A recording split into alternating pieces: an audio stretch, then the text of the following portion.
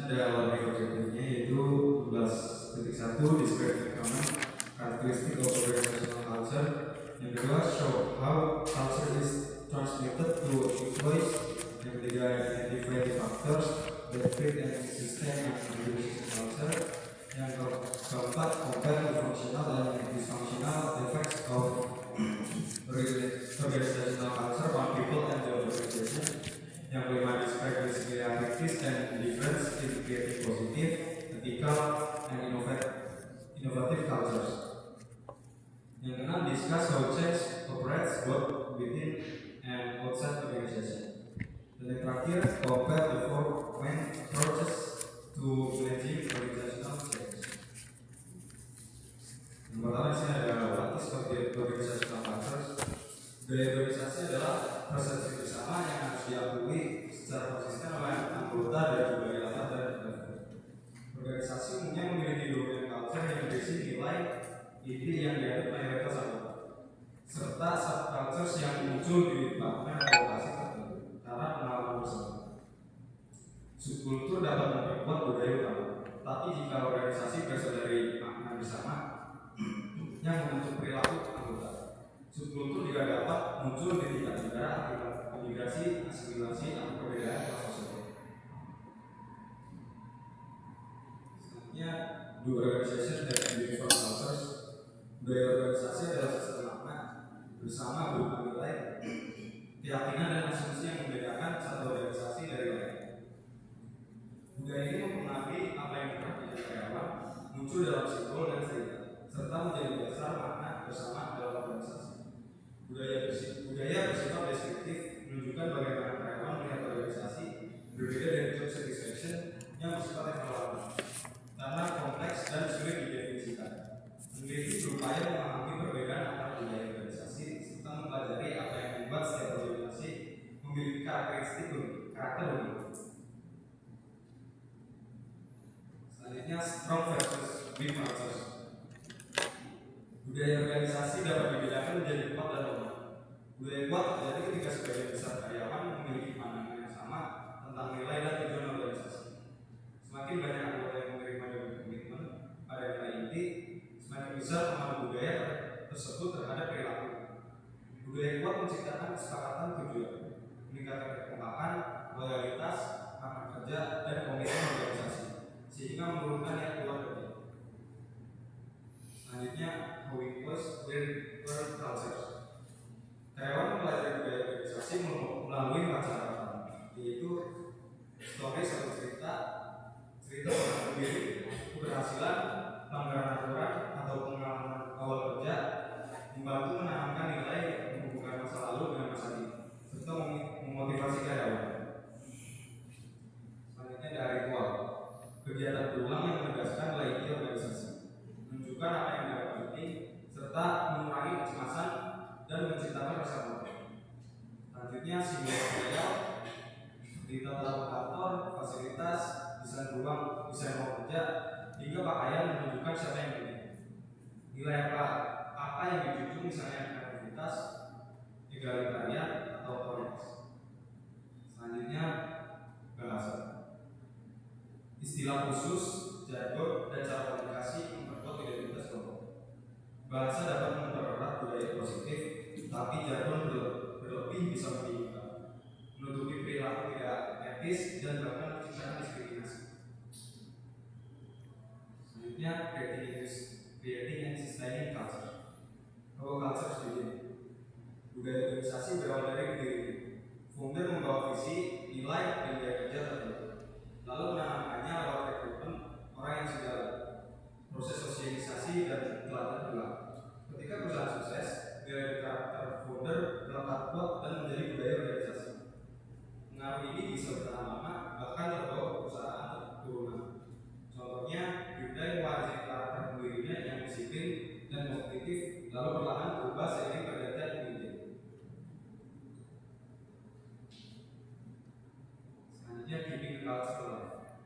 budaya organisasi tetap hidup melalui beberapa mekanisme utama, yaitu selection, proses seleksi memastikan organisasi merekrut orang yang nilai dan kepribadiannya sesuai dengan budaya perusahaan. Kandidat yang tidak cocok biasanya tersaring atau mengundurkan diri. Selanjutnya top management, perilaku keputusan dan gaya kepemimpinan yang berpuncak membentuk norma tentang apa yang dianggap penting, bagaimana karyawan berperilaku dan apa yang dihargai di dalam organisasi.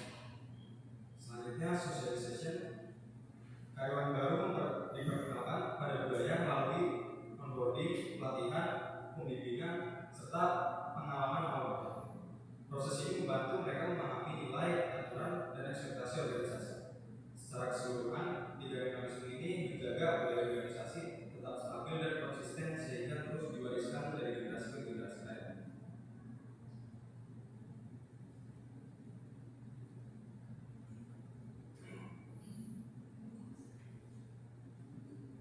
Ya, lanjut dulu.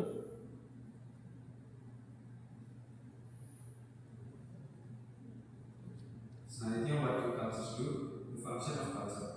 Budaya organisasi membantu membedakan organisasi, memberi identitas pada anggotanya, menumbuhkan komitmen, menjaga stabilitas sosial, dan mengarahkan perilaku karyawan. Budaya yang kuat membuat perilaku lebih seragam, meningkatkan sikap kerja, menarik dan mempertahankan karyawan, serta mendorong inovasi. Namun dalam organisasi yang terdesentralisasi, menjaga budaya jadi lebih sulit karena tiap tim bisa memiliki nilai sendiri. Karena itu, kecocokan antara nilai individu dan organisasi menjadi sangat penting dalam penilaian dan promosi.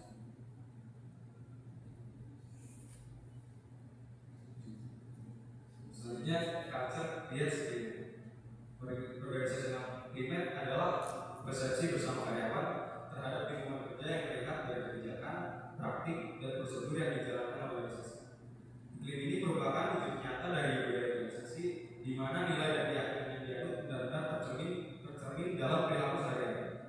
Selanjutnya, putting culture into practice as climate.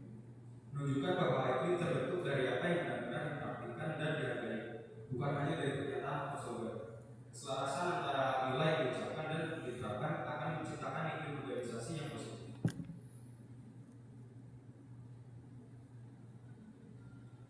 Selanjutnya culture as an asset. Budaya organisasi yang kuat berperan penting dalam meningkatkan kinerja dan keberhasilan perusahaan. Budaya yang menekankan etika, kelanjutan, dan inovasi akan membentuk iklim kerja yang positif dan mengaruhi sikap serta perilaku karyawan. Selanjutnya, ethical culture and climate. Tercermin melalui nilai etika yang jelas, keteladanan penting, dan keterbukaan dalam membahas sesuatu. Ya. Oh iya, silakan. Dan benar-benar meningkatkan kepuasan. Ya. Silakan. Oh iya, silakan. Cenderung menunjukkan perilaku negatif. Oh iya. Keinginan keluar dari organisasi. Selanjutnya, itu culture and climate. Menekankan tanggung jawab pajak dan bertanggung jawab terhadap lingkungan dan kesejahteraan sosial. Budaya keberlanjutan yang diwujudkan dalam kebijakan lingkungan kita dapat meningkatkan reputasi, efisiensi, dan kinerja organisasi. Selanjutnya, inovatif culture and climate. Ditandai dengan keterbukaan pada yang baru, dukungan terhadap kreativitas, dan kesiapan untuk berubah. Iklim inovatif mendorong munculnya ide baru, tingkatan kreativitas, dan membantu organisasi tetap tumbuh dalam persaingan.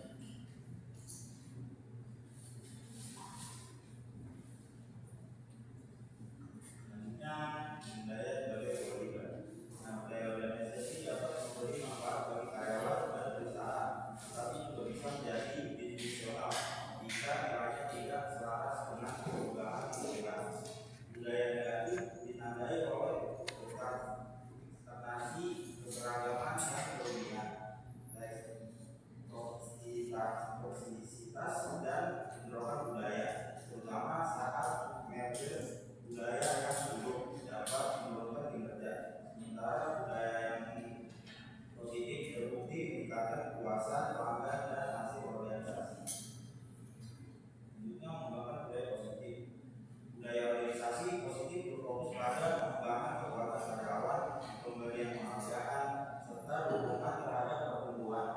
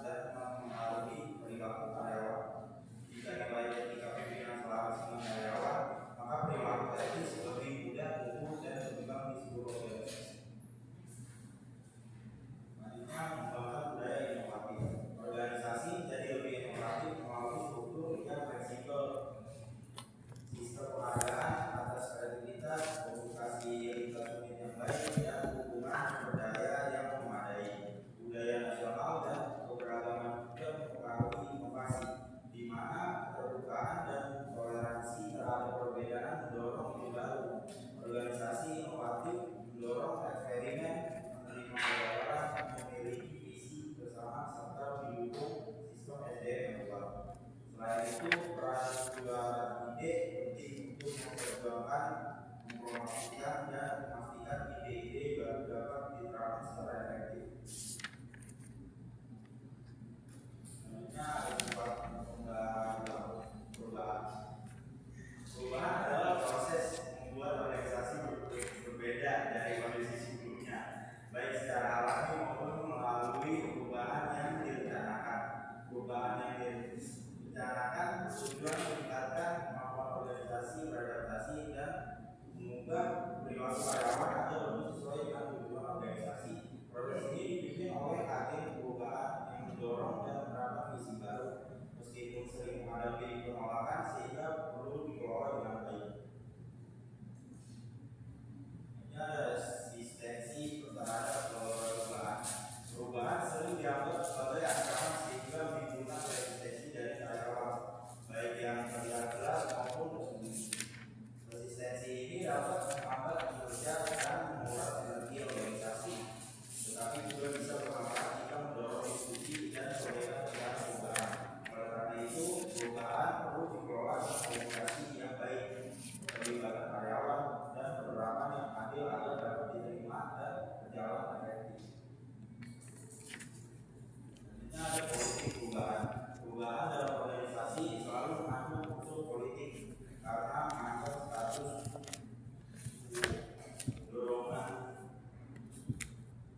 perubahan biasanya datang dari pihak luar atau karyawan baru, sementara manajer lama sering menjadi penghambat dan lebih memilih perubahan kecil.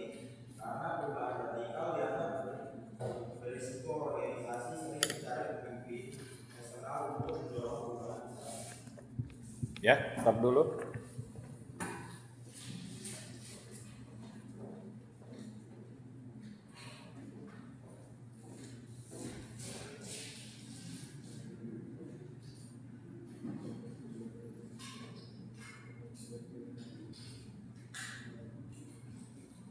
Hari ini kita bahas mengenai budaya organisasi. Nah, kalau kita bicara mengenai budaya organisasi, pasti setiap organisasi memiliki nilai budaya. Budaya ini sebagai suatu nilai yang ditanamkan kuat oleh organisasi untuk membentuk perilaku. Agar apa? Agar nantinya para manajer, pimpinan, dan juga pekerja memiliki perilaku yang efektif. Sesuai apa? Sesuai dengan nilai yang ditanamkan dalam organisasi sebagai pedoman dalam membentuk perilaku yang tepat. Sesuai apa? Sesuai dengan nilai-nilai yang ditanamkan dalam organisasi. Misalnya contoh, ada suatu perusahaan yang menekankan kepada kreativiti dan inovasi. Kreativiti dan inovasi. Nah, berarti apa? Berarti nanti nilai yang ditanamkan adalah kreativitas dan inovasi dalam bentuk perilakunya apa? Kebebasan dalam mengungkapkan pendapat, ide, kritik, saran, lalu pengembangan terhadap kemampuan dalam menghasilkan suatu hal yang baru, baik terhadap produk maupun terhadap pelayanan. Ada nilai budaya yang ditanamkan berupa ketaatan.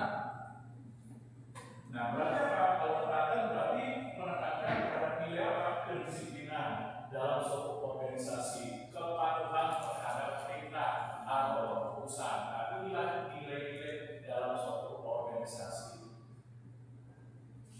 Nah, nantinya nilai-nilai dalam organisasi ini akan tertuang di dalam apa?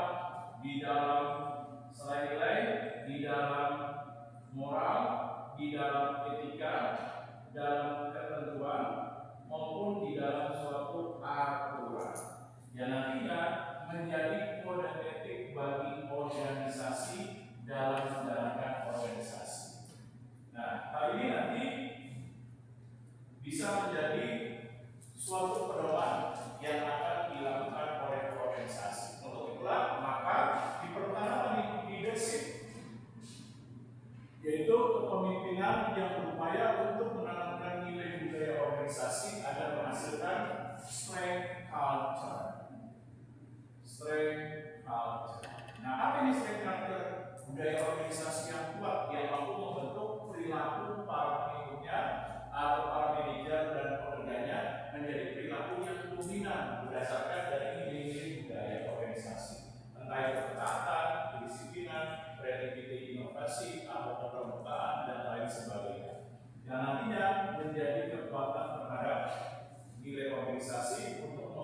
suatu nilai perilaku yang dominan dalam suatu organisasi. Yang apa? Yang akan dianut oleh manajer maupun oleh pekerja. Nah, ini dia.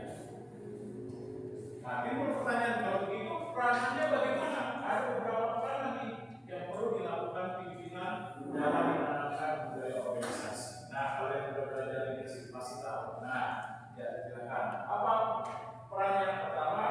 Bisa dengan simbol. Nah, simbol ini apa? Simbol ini seperti ini. Nah, di samping ini ada simbol. Di mana simbolnya itu apa? Merupakan sebuah nilai makna dari budaya organisasi. Seperti misalnya simbol kaki 5 nih, bawahnya 1, 2, 3, 4, 5. Simbolnya apa? Simbolnya artinya bahwa Trisakti School Management dalam menyelenggarakan pendidikan formal, dalam menawarkan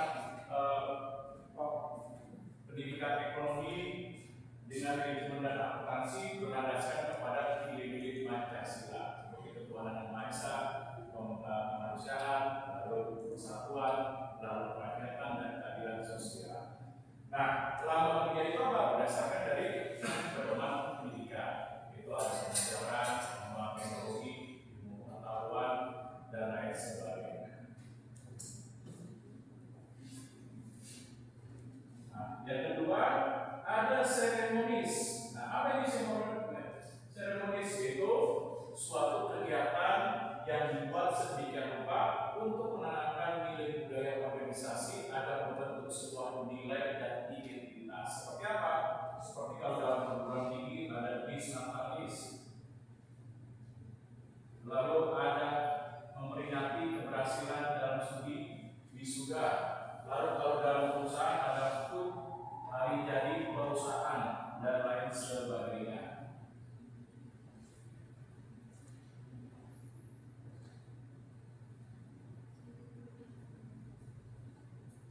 Nah, selain itu bisa dengan selection.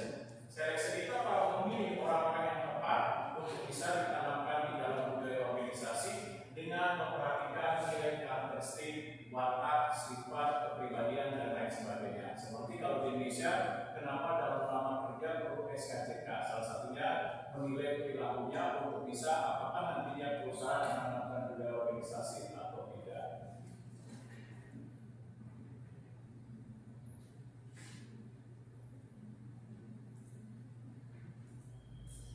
Nah, selanjutnya melalui pelatihan dan sosialisasi. Artinya apa? Budaya organisasi bisa ditanamkan melalui pelatihan dan sosialisasi dalam bentuk misalnya seperti pelatihan etika atau kode etik dalam organisasi yang nantinya akan disampaikan kepada manajer atau pimpinan seperti bagaimana ketentuan, aturan, standar operasional, menjaga nama baik perusahaan, kemampuan perusahaan, dan lain sebagainya.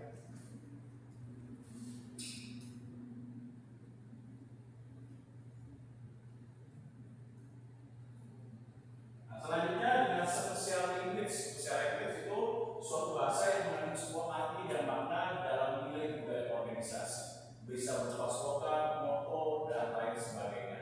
Misalnya contoh Nokia, Connecting Your People. Nah, artinya apa? Maknanya diharapkan produk-produk Nokia itu pada saat punya diharapkan dapat terhubung oleh orang-orang di seluruh dunia melalui handphone Nokia.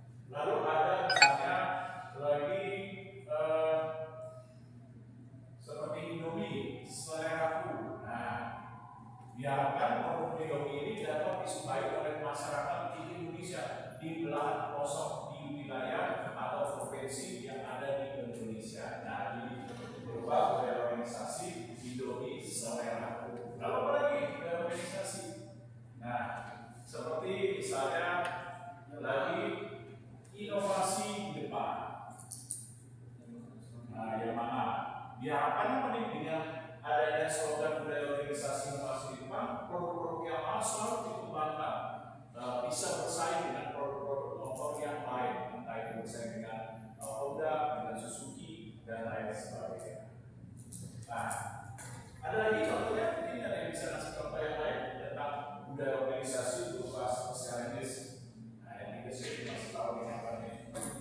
Nah, selain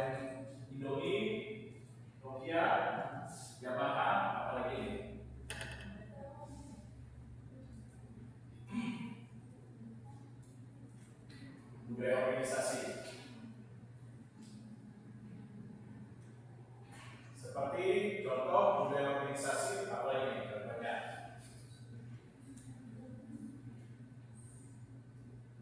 Yang pertama misalnya seperti hotel. Nah, Maya, diharapkan bahwa produk-produk modal itu dapat disukai oleh konsumen, membekas di hati, menjadi nilai kepuasan. Nah, sehingga pada saat membeli diharapkan konsumen itu menjadi keputusan pertama. Nah, inilah nilai budaya organisasi berupa social benefits.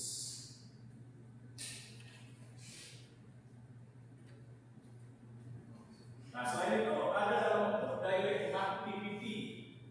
Nah, seperti apa aktivitas sehari-hari yang dibangun yang dapat mencerminkan nilai budaya organisasi? Contohnya misalnya di departemen pemasaran, sebelum para sales atau sales promotion melakukan upaya tugasnya, biasanya kumpul bareng dengan manajer, seperti acara ritualnya jangan lupa yel-yel terlebih dahulu untuk membangkitkan semangat bagi para tenaga penjual agar nantinya bisa produktif dalam menjual produk-produknya kepada konsumen. Nah, ini dia dengan budaya activity.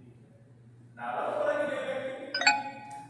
Seperti misalnya pimpinan sebelum mengadakan rapat biasanya apa dulu nih? Nah, mengingatkan misalnya slogan, habis itu slogan berdoa bersama yang tujuannya untuk menanamkan nilai budaya organisasi yang akan membentuk nilai perilaku. Nah, saya stop dulu. Ada pertanyaan kira-kira? Nah, namun juga dalam budaya organisasi, terkadang ada budaya organisasi yang lemah. Nah, yang lemah atau menghasilkan budaya organisasi weakness culture. Yaitu apa? Budaya organisasi yang tidak mampu membentuk perilaku bagi para pekerja dan manajernya. Misalnya contoh, budaya organisasinya menanamkan kedisiplinan dan ketatan, tapi dalam perilakunya bahwa aktivitas pekerjaan yang dilakukan tidak mencerminkan nilai kedisiplinan dan ketatan misalnya. Nah, sehingga ini tidak menjadi nilai dominan dalam apa? Dalam membentuk perilaku berdasarkan nilai budaya organisasi.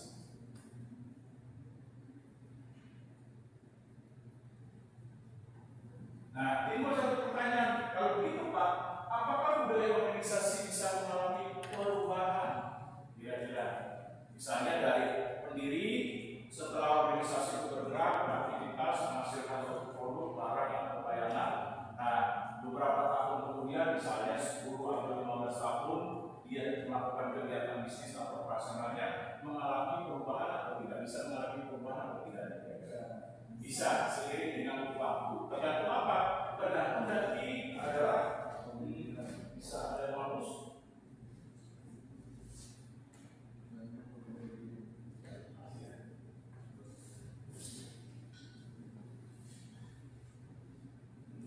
Tergantung nanti perubahan terhadap tujuan. Nah, kalau organisasi mengalami perubahan terhadap nilai tujuan, maka budaya organisasi akan mengalami perubahan. Seperti contoh perusahaan Toyota, bagaimana perusahaan Toyota itu dari menghasilkan mesin tekstil menjadi perusahaan yang bergerak di bidang otomotif.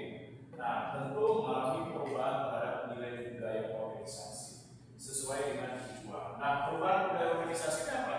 Tentu akan menyentuh terhadap keseluruhan nilai aspek organisasi, baik itu terhadap sistem, kebijakan, regulasi, lalu strategi,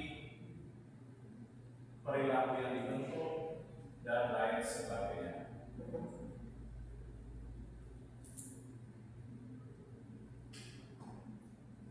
Nah, atas dasar ini nanti ketika perusahaan membentuk budaya organisasi atau suatu organisasi membentuk budaya organisasi, pasti ada tujuannya.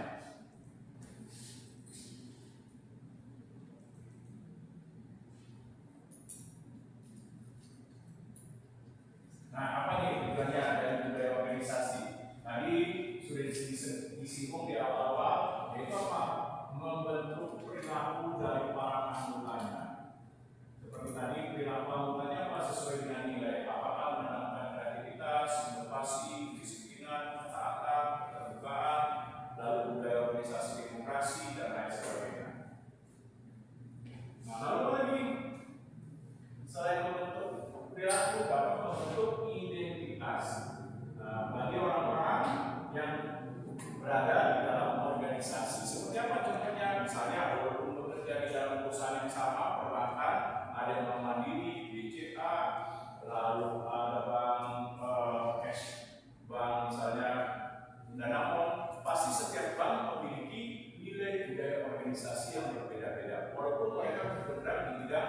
jenis usaha yang sama, yaitu apa? Perbankan.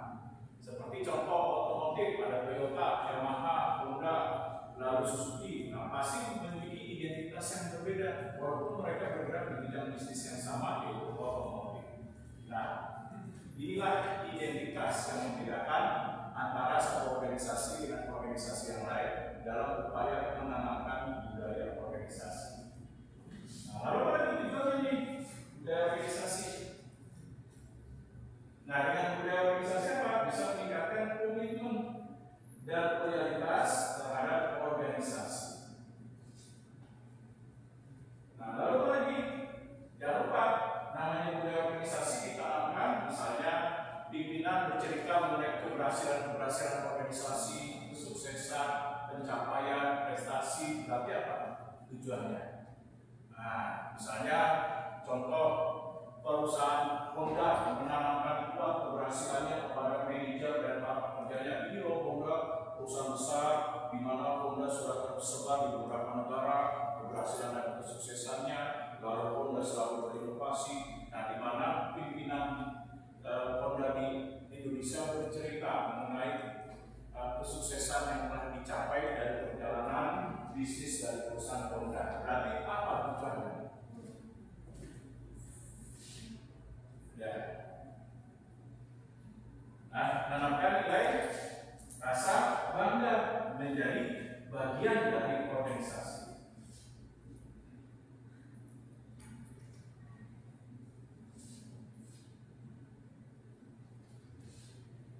Nah, kalau sudah bangga apa? Tentu akan mampu menghasilkan perilaku yang positif. Contoh, orang yang bangga misalnya bergabung dalam suatu organisasi. Nah, kadang ketika dalam kegiatan aktivitas sehari-hari, misalnya contoh berbelanja di mall, tetap dia pakai seragam. Nah, saya pernah tuh lihat misalnya orang, Pak, habis dari mana? Banyak nih pakai dinas kedokteran saya. Nah, dia pasti pakai melengkap. Karena kenapa? Rasa bangga menjadi bagian dari organisasi kesehatan seperti kerja di rumah sakit. Nah, inilah contoh.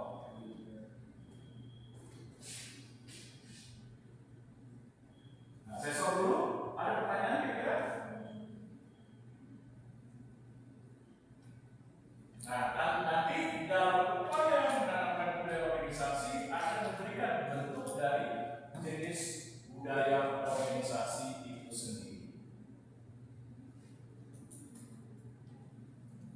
Nah, seperti apa? Jenis budaya organisasi ada banyak jenis budaya organisasi. Ada jenis budaya organisasi tadi berdasarkan kreativitas, berdasarkan inovasi. Ada budaya organisasi berdasarkan dari pelayanan. Ada budaya organisasi yang ditanamkan berdasarkan tadi ketaatan. Ada budaya organisasi yang menanamkan berdasarkan nilai kebersamaan. Nah, nanti tergantung daripada organisasi itu sendiri, dari pimpinan. Bagaimana pimpinan melakukan upaya dalam menanamkan budaya organisasi menjadi ciri dari organisasi itu sendiri. Cirinya apakah bersifat kreativitas, inovasi, pelayanan, ketaatan, kebersamaan, ataukah budaya organisasi demokrasi, ataukah berdasarkan budaya organisasi birokrasi, dan lain sebagainya. Nah, nantinya kalau dalam suatu leadership apa nih masih enggak budaya organisasi aja. Ada birokrasi, lalu lagi ada culture, ada achievement, dan ada ability. Nah, seperti dalam perilaku organisasi ada birokrasi yang mengedepankan pada kesatuan komando, ketaatan dan kedisiplinan. Ada yang berdasarkan adaptability, kemampuan untuk beradaptasi terhadap lingkungan, seperti kalau persaingan semakin ketat apa? Dia harus berinovasi, mengembangkan produk, mengedepankan kemampuan dalam produksi. Lalu ada budaya achievement, yaitu mengejar pencapaian target impian. Contoh kayak Google, mengembangkan produk-produknya seperti ada Google Map, Google Map, Google Dictionary, ada Google Play Store, dan lain sebagainya. Nah, ada berdasarkan tren,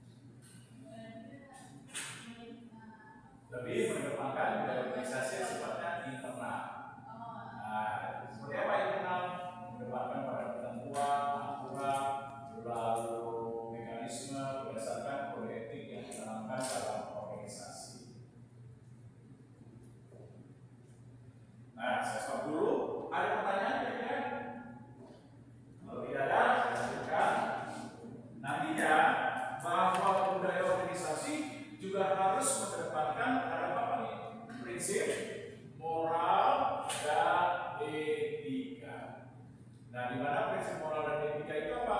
Menjadi kode etik bagi organisasi. Nah, seperti apa kode etik dalam organisasi? Seperti misalnya menjaga nama baik organisasi, lalu menjalankan ketentuan dan prosedur. Nah, lalu mentaati pelaksanaan SOP dan nantinya apa? Mampu menciptakan nilai iklim organisasi. Nah, oleh sebab itu, untuk bisa menerapkan moral dan etika apa? Harus dilakukan oleh leadership. Leadership harus menjadi spirit, harus menjadi soul, dan sebagai motivator atau penggerak dalam budaya organisasi. Nah, berarti apa? Dia harus kemarin masih enggak ya? Pada kemarin harus memanggil dengan apa? Dengan impian, dengan visi. Nah, setelah memanggil itu apa? Jangan lupa mempengaruhi orang-orang yang ada di dalam organisasi. Nah, dengan memberikan inspirasi, memotivasi, menjadi contoh teladan. Lalu apa lagi? Berupaya untuk mendorong dalam membentuk perilaku yang efektif sesuai dengan nilai budaya organisasi. Nanti apa? Memberikan suatu hasil. Hasilnya apa? Masih kerja. Tapi itu yang gambar. Lalu dalam leadership ada ini. Nah, ini ada dalam bentuk gambarnya. Nah, bab terakhir nih. Apa sesi materi yang terakhir kemarin? Nah, iya, menghasilkan komitmen, loyalitas, tanggung jawab, integritas, dan mendorong kinerja. Nah, ini dia. Nantinya, budaya organisasi dapat ditekankan terhadap apa? Bisa terhadap kerjasama, bisa terhadap orientasi hasil, bisa kepada hal yang bersifat detail, bisa menekankan terhadap produktivitas, bisa menekankan terhadap nilai tim, bisa menekankan terhadap lingkungan kerja dan lain sebagainya.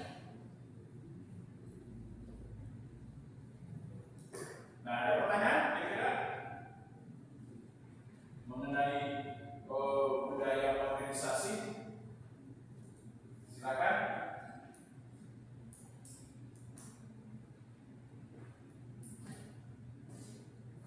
Nah, kalau tidak, kita masuk ke topik ini yang sekarang baru masuk, yaitu perubahan. Nah, apa itu perubahan? Dalam bahasa Inggris boleh dikatakan change.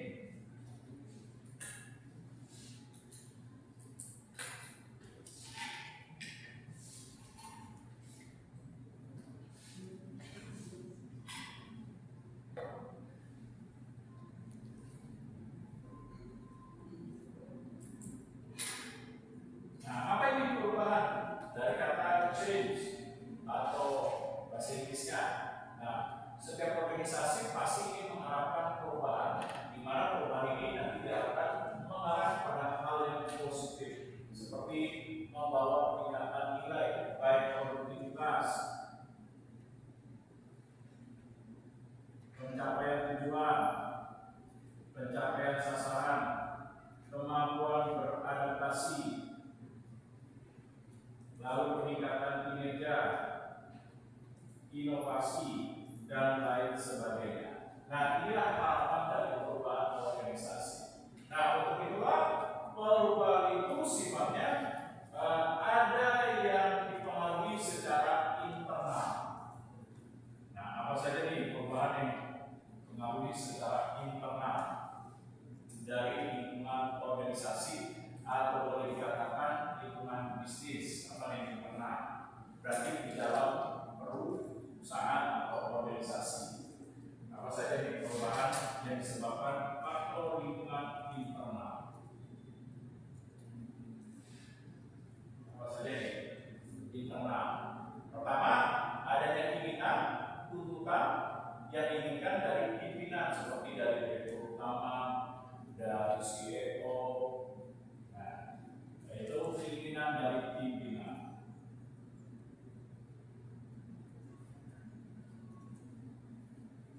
Nah, lalu apa lagi secara internal? Adanya keinginan untuk membawa harapan yang lebih baik.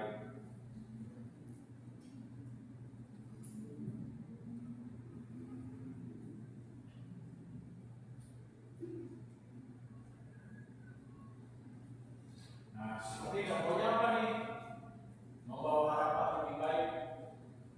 Contohnya, seperti contohnya perusahaan Apple yang tadinya perusahaan Apple itu dipimpin oleh Steve Jobs hampir bangkrut. Nah, ketika ditinggalkan, namun Steve Jobs masih memiliki harapan bahwa perusahaan Apple itu masih bisa dibangkitkan dalam perubahan. Akhirnya dibuktikan dengan kerja keras yang dilakukan oleh Steve Jobs dalam perubahan Apple secara menyeluruh, termasuk sistem kebijakan, mekanisme perubahan produk. Nah, akhirnya menjadikan perusahaan Apple sekarang menjadi perusahaan terbesar yang ditandai produknya itu hampir disukai oleh masyarakat atau konsumen global, seperti produknya ada laptop, ada tab, ada handphone, smartphone, dan lain sebagainya.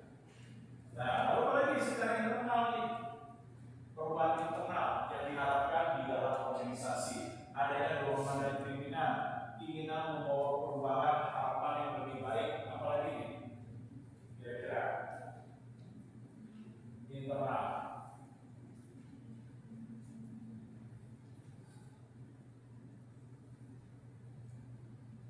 Nah, perubahan yang diakibatkan apa nih?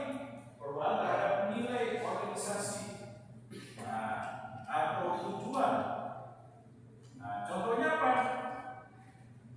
Nah, contohnya seperti perusahaan Toyota yang bergerak tadi di bidang tekstil menjadi perusahaan yang bergerak di bidang otomotif. Nah, itu perubahan. Lalu apa lagi kayak Nokia, perusahaan yang ada di Finlandia yang tadinya pabrik kertas menjadi pabrik handphone. Nah, perubahan itu juga diakibatkan juga faktor eksternal. Nah, apa nih eksternal? Oke, yang dipengaruhi dari luar organisasi.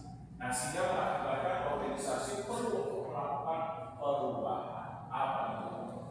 Regulasi.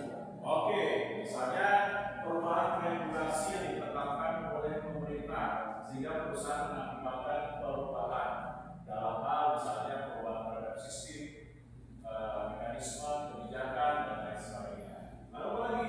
Jangan lupa persaingan. Nah, karena persaingan semakin lama semakin ketat, nah dalam memperebutkan pasar, nah maka perusahaan perlu untuk melakukan perubahan, seperti contohnya peningkatan inflasi dan lain sebagainya. Nah, lalu apa lagi? Perubahan terhadap nilai teknologi ini, karena semakin adanya tingkat kemajuan teknologi, berarti apa? Terjadi perubahan dalam organisasi. Nah, seperti perubahan dalam penggunaan mesin-mesin produksi, nah peningkatan kompetensi dan lain sebagainya.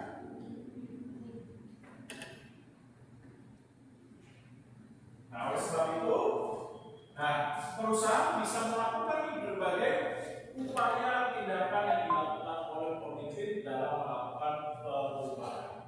Salah satunya ada downsize. Nah, coba yang paling belakang apa itu downsizing? Perubahan downsize.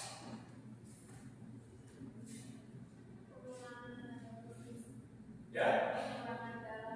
Oke, pengurangan atau perampingan atau menggabungkan beberapa unit-unit dalam struktur organisasi menjadi satu departemen menjadi lebih ringkas. Nah, Coba sebenarnya apa perubahan ciri daripada downsizing? Perampingan struktur organisasi.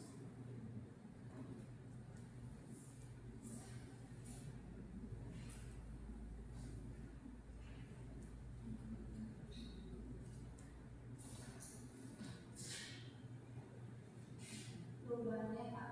Ya, Contohnya kayak enggak cirinya apa? Ciri daripada perubahan struktur organisasi menjadi lebih ramping. Yang tadinya misalnya struktur organisasinya terlalu kompleks, ada 18 departemen. Akhirnya perusahaan melakukan perubahan dari 18 departemen menjadi 7. Nah, di mana unit-unit kerja yang dinilai sama dijadikan satu departemen. Nah, sehingga yang tadinya 18 menjadi 7 departemen.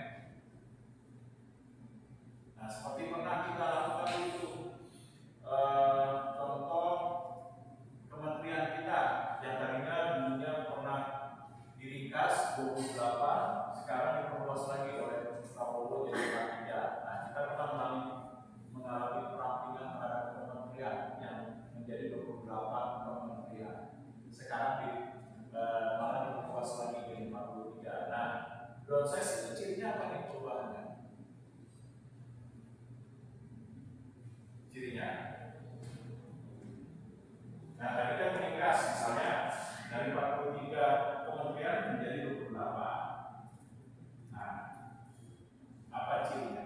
lebih efisien Pak. Ya, Lebih efisien. lebih efisien. Nah, gimana contohnya? Bisa ngasih lebih. Karena kan tadinya mungkin tentang kebanyakan departemen terus Ya. downsizing jadi lebih produktif gitu Pak. Oke, berarti bisa menghemat pembiayaan terhadap nilai anggaran dalam program-program kerja. Bisa. Nah, efisien penghematan anggaran terhadap program kerja. Lalu apa lagi ciri berikutnya? Apa ciri daripada downsizing?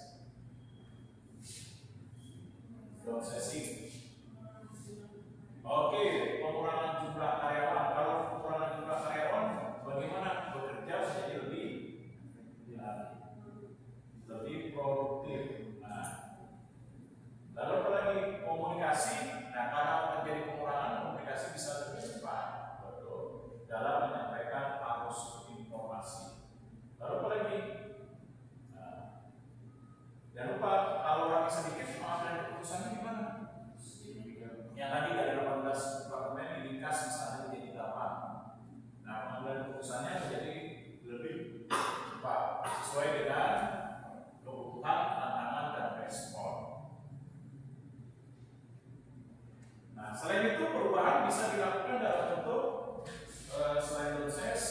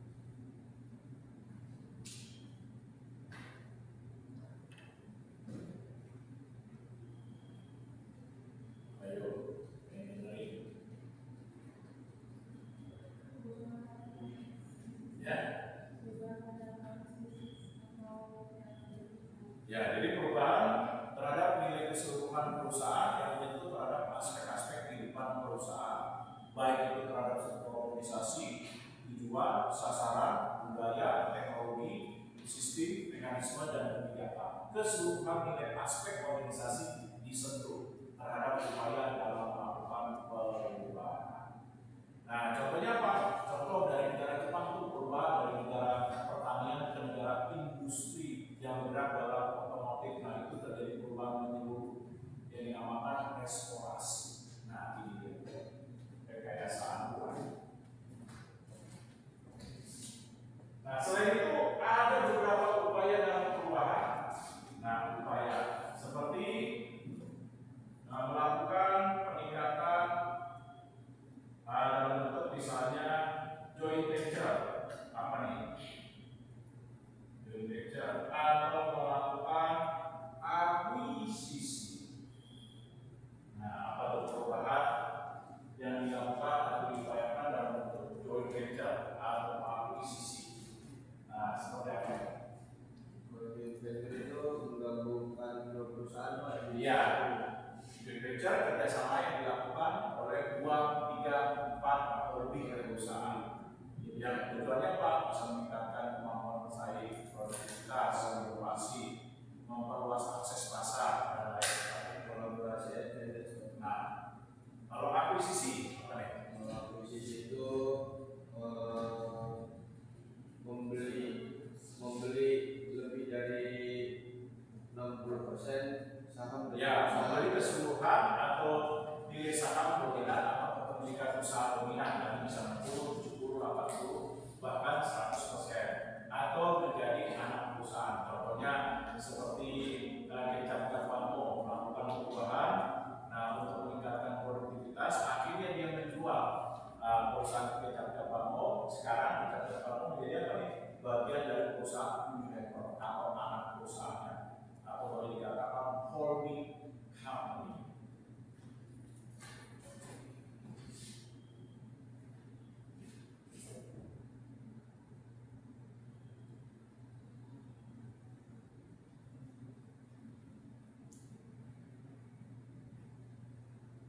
Lalu ada perubahan dalam bentuk tindakan mekanisme sistem. Nah, seperti apa nih? Mekanisme sistem. Ada yang buruk. Nah, coba jangan antar mekanisme sistem. Coba mekanisme sistem. Ya. Udah kan? Enggak. Oh, enggak. Apa nih mekanisme sistem perubahan? Itu kayak bagaimana suatu sistem bekerja secara terstruktur dan Oke, melakukan perubahan sistem rencana terstruktur menjadi lebih baik dalam hal untuk melakukan misalnya evaluasi dan pengendalian. Seperti perubahan restruktur apa nih?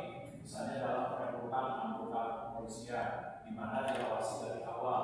Nah, jangan sampai terjadi seperti dulu lagi, misalnya sebelum menjadi anggota kepolisian ada penyuapan, serangan pajak dan lain sebagainya. Nah, diperlukan perubahan dalam mekanisme sistem.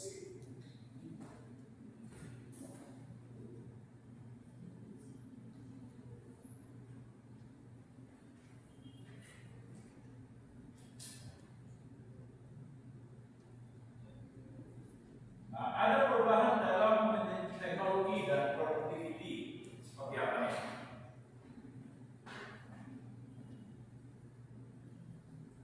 Perubahan teknologi dan productivity.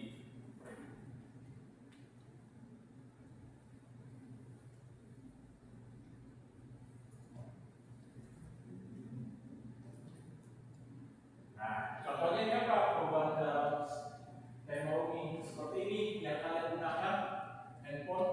Nah, zaman saya handphone layar hitam, suaranya masih suara kayak video game monokronik, itu udah seneng banget, udah teknologi paling canggih. Nah, coba digunakan pada saat sekarang. Ada nggak mau kalian saya kasih 3 10 paling komentar Pak, 10 jijai. Wow, udah zaman 2025 langsung ada itu 10. Yang terakhir kan lihat nggak sih sisanya? Nah, masih seperti itu. Karena kenapa? Perubahan teknologi. Nah, begitu juga dalam perubahan perusahaan harus meningkatkan teknologinya. Dalam hal apa? Dalam hal meningkatkan kualitas produk yang dihasilkan. Nah,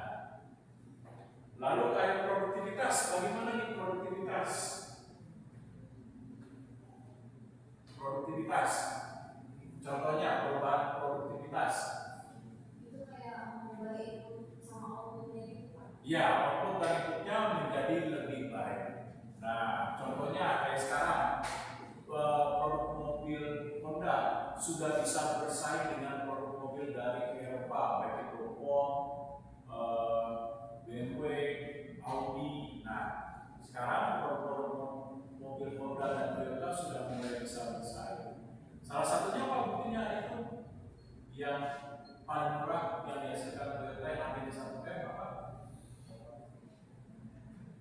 Yang paling murah standar 1 M. Nah, harganya mulai bisa bersaing kualitasnya dengan BMW, dengan Audi.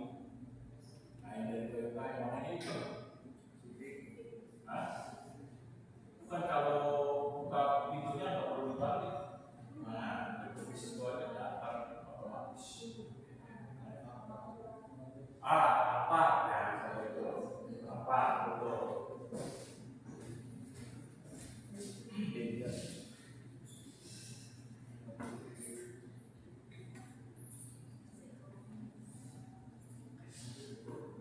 Ada pertanyaan? Nah, kalau tidak ada, nanti perubahan itu bisa menyentuh kepada nilai inovasi. Nah, apa ini inovasi? Dari kata innovation. Nah, dari apa? Lahir dari ide, dari gagasan. Nah, yang dapat ide dan gagasan itu dituangkan ke dalam bentuk pengembangan produk.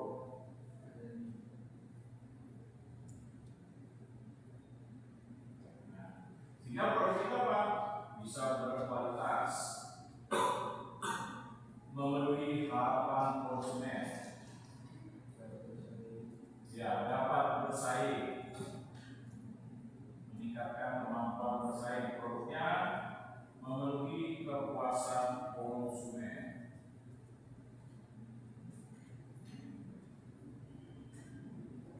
Nah, ada yang kasih contoh perubahan yang sifatnya inovatif.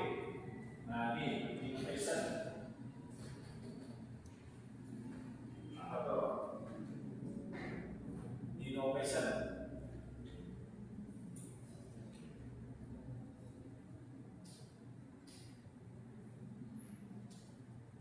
Apa? Innovation. Nah, sekarang itu apa?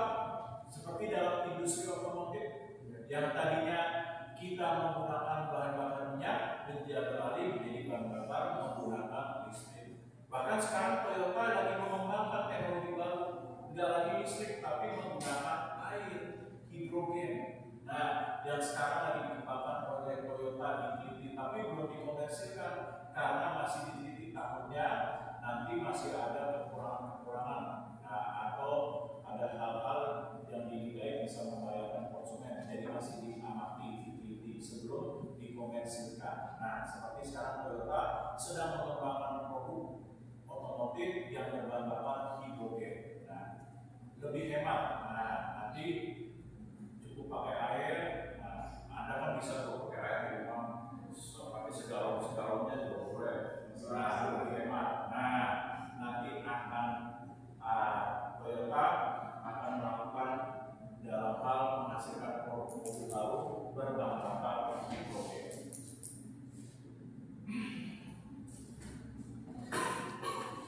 Nah, saya akan bahas akhir sebelum saya serahkan kelompok. Nah, ada 8 tahapan kalau ingin melakukan perubahan. Nah, coba 8 tahapan apa saja yang dilakukan oleh voter.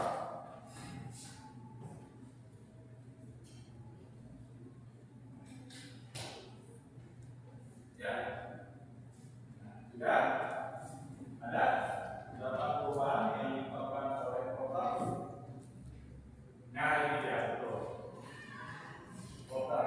Nah, ada penjelasannya.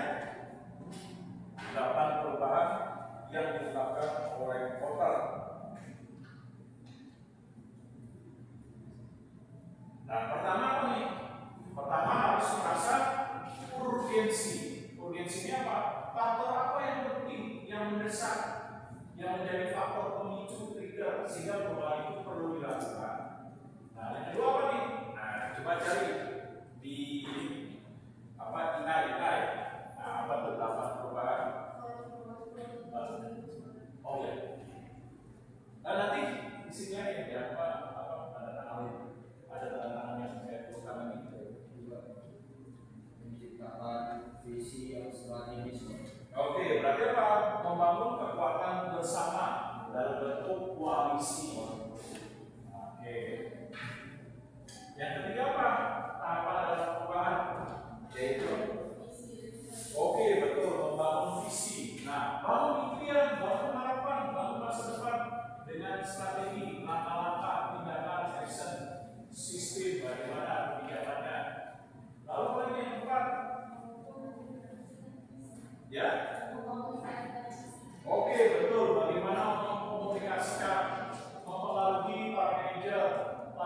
bersedia untuk mau terlibat dalam perubahan?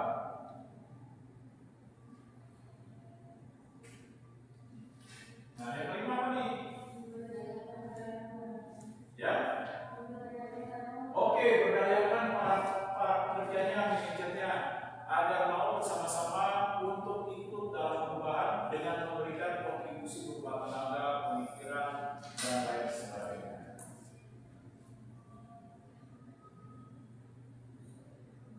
Nah, yang keenam apa nih? Menciptakan keberhasilan jangka pendek. Oke, menciptakan keberhasilan jangka pendek. Susun tuh target-target untuk 1 tahun, 1 sampai dengan 3 tahun. Apa perubahan yang diharapkan? Apa hasilnya? Apa indikasi dari perubahan? Nah, bagaimana mengukur 1 sampai 3 tahun terhadap perubahan?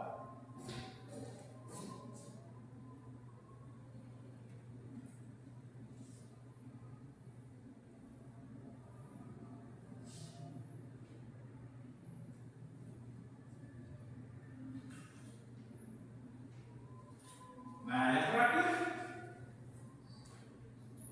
jangan lupa kalau kita sudah merasakan perubahan jangka pendek, nah apa tuh? Gak boleh berhenti, jangan senang, jangan langsung masuk ke zona nyaman. Nah, apa tuh? Iya, mendorong terus perubahan. Nah, sebagai tongkat estafet, artinya apa? Artinya dilanjutkan perubahan tersebut, gak boleh berhenti. Nah, selama organisasi itu ada, perubahan itu perlu dilakukan. Karena apa? Karena lingkungan itu bisa mengalami perubahan selama waktu. Kalau tidak siap, berarti di organisasi itu akan dibilas dengan lingkungan. Apa buktinya? Nokia itu lambat melakukan perubahan terhadap inovasi, akhirnya dibilas oleh Apple, oleh Samsung. Nah, kemungkinan bisa nggak Samsung Apple kalau bersaing? Bisa. Kalau Samsung dengan Apple suatu saat misalnya respon sinyal perubahan itu lambat. Nah, bisa suatu saat digantikan dengan pesaing yang baru. Oke, lanjut.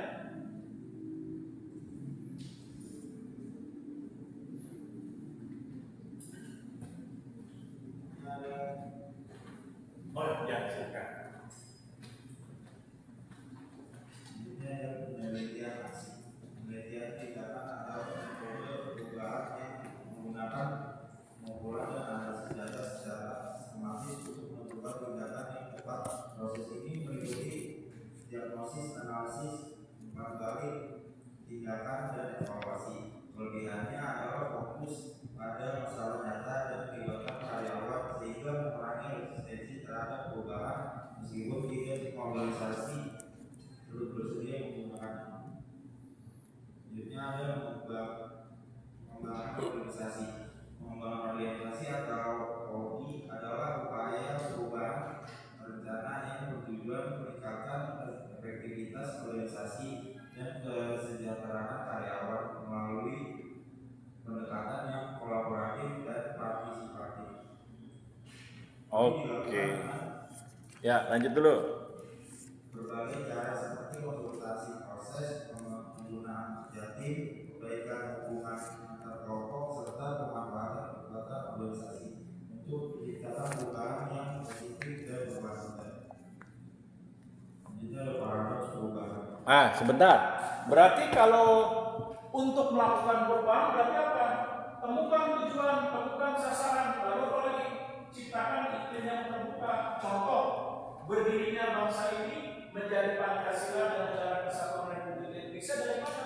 Dari hasil perdebatan dari 29 yang tergabung dalam panitia persiapan kemerdekaan atau dulunya namanya PKI, 80 kelompok itu berdebat, antara lain ada Bangis, Soekarno, Saripudin, Hatta. Nah, itu berdebat dalam mengkonsepkan seperti apa sih ideologi bangsa ini yang nantinya akan berdiri. Nah, dari hasil perdebatan itulah maka lahirnya Pancasila. Nah, dengan adanya gagasan dari hasil perdebatan dari PPKI, Panitia Persiapan Kemerdekaan Indonesia. Nah, begitu juga perubahan. Perubahan itu apa? Harus mau untuk mengeluarkan ide dan gagasan, buka iklim terbuka, dalam arti ada kritik, ada saran, ada iklim demokrasi, kebebasan untuk menyampaikan ide, supaya apa? Supaya bisa menghasilkan bentuk kreativitas yang nantinya akan dikembangkan. Nah, sama seperti contoh tadi negara kita, dari hasil perbuatan 29 tokoh. Nah, ini dia. Nah, oleh sebab itu apa? Tadi menemukan tujuan, sasaran, bangun iklim perubahan. Nah, lalu juga ciptaan apa? Berpikir kritis. Nah, jangan ragu untuk melakukan brainstorming. Ada yang tahu brainstorming? Berpikir kritis, sistematik, bertukar pikiran. iya, bertukar pikiran ide. Jangan takut. Nah, seperti tadi berdirinya bangsa ini dari hasil ide gagasan 29 tokoh. Nah, dari Bung Karno, Bung Hatta, Maramis, Saifuddin, dan lain sebagainya.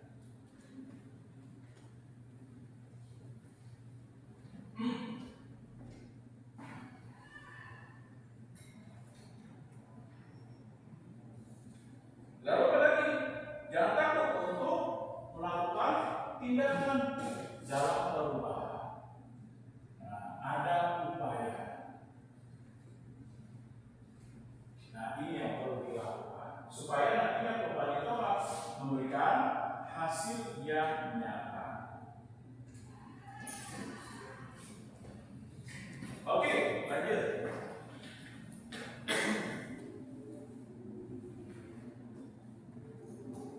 Ini adalah paradoks. Teori paradoks menjelaskan bahwa tidak ada kondisi optimal yang bersifat permanen dalam organisasi, sehingga manajer harus terus menyeimbangkan berbagai tuntutan yang saling bertentangan. Seiring perubahan lingkungan, prioritas juga berubah sehingga pemimpin perlu berpikir holistik dan adaptif. Intinya, perubahan bersifat terus sehingga organisasi harus selalu menyesuaikan diri agar tetap benar-benar. Oke, nah sebelumnya itu apa? Supaya perubahan itu bisa dilakukan berarti apa nih? Nah, harus ada persiapan. Persiapannya apa? Persiapan kemampuan, keterampilan, keahlian, cara berpikir, dengan kritis, sistematik. Nah, berarti apa? Perlu pelatihan. Komunikasikan perubahan itu. Nah, sama seperti tadi, para pendiri bangsa ini menggagas ideologi itu dikomunikasikan. Mereka bertemu rapat. Nah, 29 tokoh merapat dalam panitia persiapan kemerdekaan. Nah, dikomunikasikan seperti apa sih yang kita harapkan dalam perubahan. Nah, apa lagi selain dikomunikasikan? Jangan lupa berikan reward, penghargaan. Ayo yang ikut perubahan, ada penghargaan yang menanti. Nah, seperti misalnya sertifikat penghargaan, pengakuan prestasi, ujian, bonus, dan lain sebagainya. Lalu apa lagi?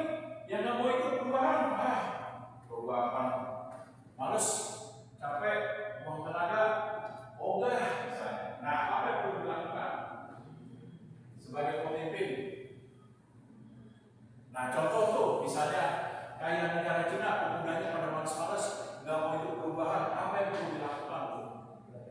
Memberikan punishment, seperti para pemudanya malas belajar ditarik oleh militer, suruh masuk sekolah militer selama 6 bulan. Nah, itu contoh kayak di Cina, perubahan terhadap negaranya supaya pemudanya mencintai kedisiplinan, mau tidak mau yang malas-malas diculik. Nah, diculik oleh militer dengan persetujuan orang tua, nanti selama 6 bulan atau setahun dididik militer. Nah, udah itu disiplinnya udah bagus, dikembalikan lagi ke orang tuanya. Nah, ini contohnya. Nah, lalu apa lagi? Untuk perubahan dengan cara tadi memberikan punishment atau dalam bentuk coercion. Nah, apa ini coercion? Coercion. Ada yang tahu coercion? Perubahan yang dilakukan dalam bentuk coercion.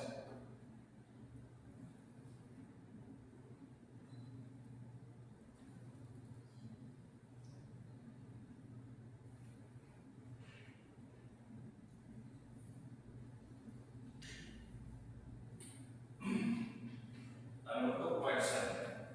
Itu apa coercion? Sifatnya memaksa, mengikat, mau suka nggak suka harus patuh, harus tunduk, harus mengikuti. Nah, dengan kewenangan, kekuasaan yang dimiliki oleh pemimpin. Nah, contoh perubahan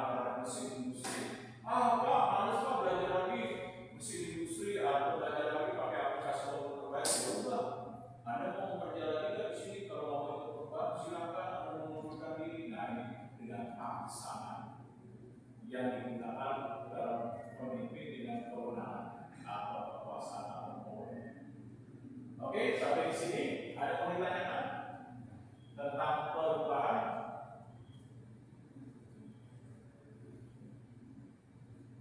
Nah, ingat perubahan itu nanti ada dua, perubahan yang sifatnya menyeluruh dan tidak menyeluruh. Menyeluruh itu menyentuh keseluruhan kehidupan organisasi. Tidak menyeluruh apa hanya satu aspek, misalnya perubahan dalam teknologi, perubahan dalam sistem, perubahan dalam kebijakan, dan lain sebagainya. Nah, ada perubahan yang sifatnya evolusi. Evolusi tahu? Evolusi. Perubahan yang sifatnya jangka panjang. Evolusi. Ada perubahan yang sifatnya revolusi. Itu apa? Perubahan yang dilakukan dalam bergerak dengan cepat. Gitu.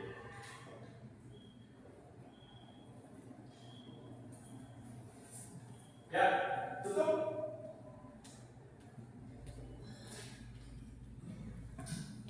Sekian dari kelompok kami, kurang lebihnya mohon maaf. Sekian, terima kasih.